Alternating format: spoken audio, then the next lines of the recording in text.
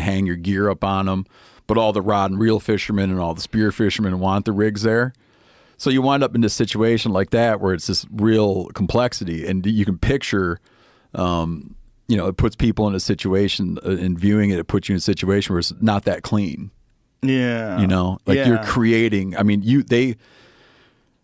you almost hate to say it because you're supposed to, you're supposed to be, most people from the environmental movement are anti-oil exploration, but then you go and look and be like, they created accidentally created an unbelievable fishery. Yeah.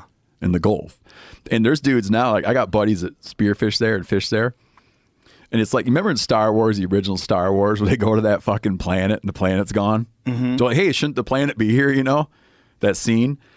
I've been with buddies of mine and they got GPS marks for rigs, and you show up and it's like Star Wars. It's like you show up and the rig's not there anymore. Because there's these ships out there called rig reapers that are out plucking the rigs, and they're plucking them faster than they can put them in, but it's got all the fishermen pissed off. That's an interesting situation. Yeah, they want them there now, man. Lake Austin has a similar situation. So Lake Austin used to be this, it's still very good for bass fishing. Mm-hmm. They have big bass on Lake Austin. And the people that live on the lake, the highfalutin folks, didn't like all the weeds. Yeah. So they brought in carp. Oh. And the carp ate everything. Yeah. So now the place looks like the bottom of a swimming pool. Yeah. It's like all the vegetation is fucked. And so the bass don't have a lot of places to go. Like, where I live, people go to the docks. Like they cast to the docks, and they fish near people's docks because that's like the only cover that these fish have. And so there's talk of like submerging like trees or, dropping things creating down. structures. Yeah, creating structures. And then there's people that are opposed to that because like, you have your, the wakeboarders and all the people that like to like recreation on the water. They don't want anything that could possibly fuck up their boat. Yeah.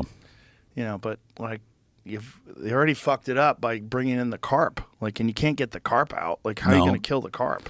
You remember the writer Tom? Was it Tom Robbins or Tim? No, Tim Robbins is the actor, right? Right. Tom Robbins, skinny legs and all. Mm-hmm. Jitterbug perfume.